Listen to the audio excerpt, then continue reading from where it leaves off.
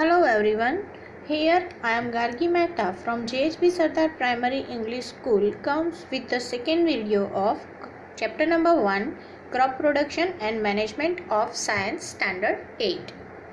We have already completed these topics in my first video, so let's start with the new topic, tilling. The process of loosening and turning the soil is called tilling or ploughing. This is done by using a plough. Plough is nothing but the हल, जिसको हम हिंदी में हल बोलते हैं.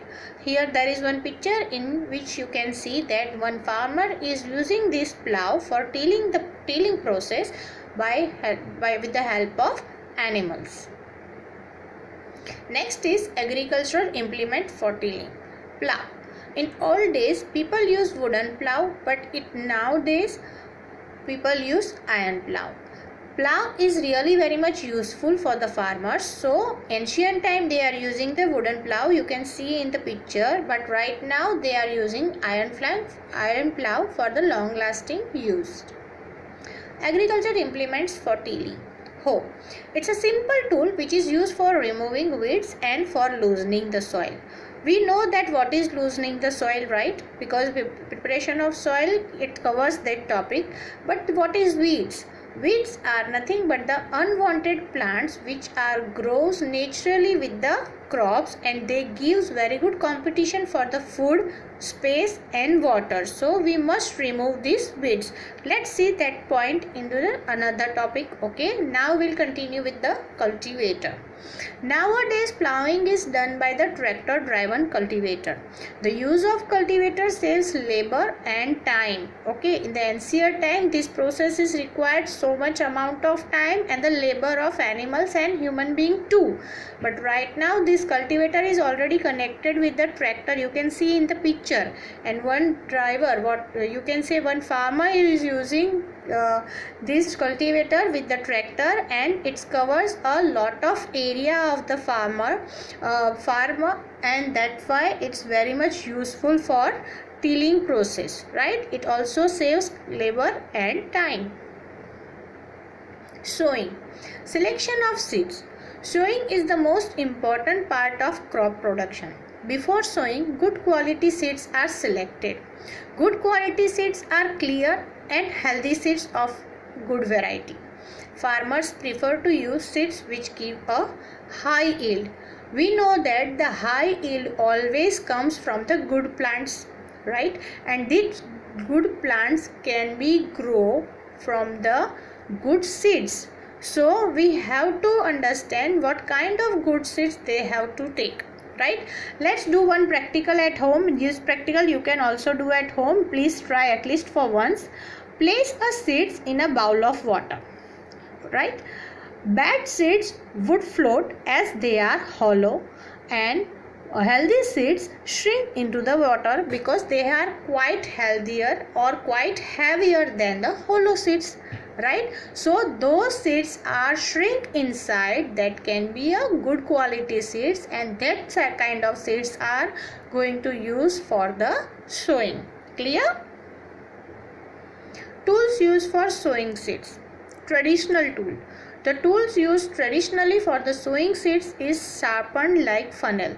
The seeds are filled in the funnel and passed down through 2 or 3 pipes having sharp ends, and these ends pierce into the soil and place seeds there. See in the picture. This is nothing but the traditional method of sowing, right? In this traditional method, there is a sharpened or funnel like structure at the end of the plough, and this funnel like structure is passed down through 2 to 3 pipes which has a sharp end, and these ends are pierced into the soil and place the seeds over there, and that is the actual process for traditional for sowing seeds. Tools used for sowing seeds. This is the modern method. Seed drill. Nowadays the seed drill is used for sowing with the help of tractor. Here the help of tractor for farmer is really very much widely used. This tool shows that the seeds uniformly at proper distance and depth. It also ensures that the seeds get covered with the soil. See, 3 major advantages here we can see. First, Proper distance and depth can be maintained for sowing seeds, and whatever the seeds are sown in the field, that can be covered with the soil. So seed drills is widely used nowadays. Adding manure and fertilizers. The substances which are added to the soil in the form of nutrients for healthy growth of plant are called manure and fertilizers. See, we know that the nutrients are there in the soil, but for the crop production we require some more nutrients for the healthy growth of plants. So for that we have to add manure and fertilizers. Soil applies mineral nutrients to the crop, and these nutrients are essential for the growth of plants. In certain area in the same farmer grow crop fields, and the field is never uncultivated or fallow. Because of its continuous growing of crops make a soil poorer in certain nutrients.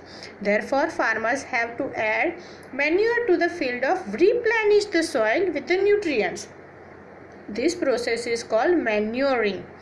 Improper or insufficient manuring result in weak plants. See, the two major advantages are seen here for adding a manure and fertilizers are: first is whatever the nutrients are utilized by the crop from the soils are now going to be decreased, so that can be added in the form of manure and fertilizers, right? And when this crop is going to be taken out, then soil will again replenish with the manures. So that process is called manuring. So this manuring process and the addition of fertilizers really could give the very good advantages to the growing plants and for the replenish of soil. Manure and fertilizers. Manure is an organic substance obtained from the decomposition of plant or animal waste. It can be prepared in the fields. It provides a lot of humus to the soil, and it's relatively less rich in plant nutrients. See, it's an organic substance. Why? Because there is a decomposition process of plant and animals are there with the help of microorganisms. So that preparation is always done in the field. So, and it provides humus to the soil, right? Whether for the fertilization, it's an inorganic process and it's prepared in the factories. It does not provide any humus to the soil because there is no any kind of decomposition process occurs. Fertilizers are very rich in plant nutrients like nitrogen, phosphorus and potassium. This is nothing but the salts are added. Okay, so the examples are urea, ammonium sulfate, superphosphate, potash and pk, means nitrogen, phosphorus and potassium. So these are nothing but the manure and fertilizers.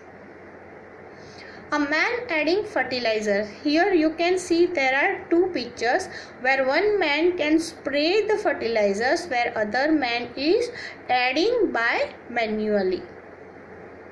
Okay, there is a difference between manures and fertilizers. It is also given to your textbooks, so it is really very much important. Let's see the first point. In manures, a manure is a natural substance obtained by the decomposition of animal waste like cow dung, human waste and animal residue. Second, same way first in the fertilizer. A fertilizer is a salt or inorganic compound. So because it's prepared in the factories with the help of salts, right? Second topic, the manure can be prepared in the field. We know that the decomposition process is going on, so it's occurring field. Here, the fertilization is prepared in factories. See the difference here.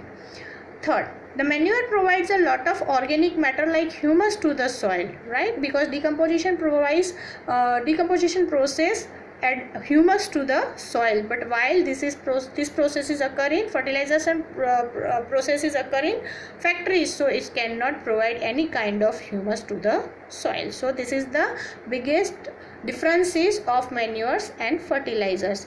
Here we come with the come to end with the second video of this chapter number 1, crop production and management.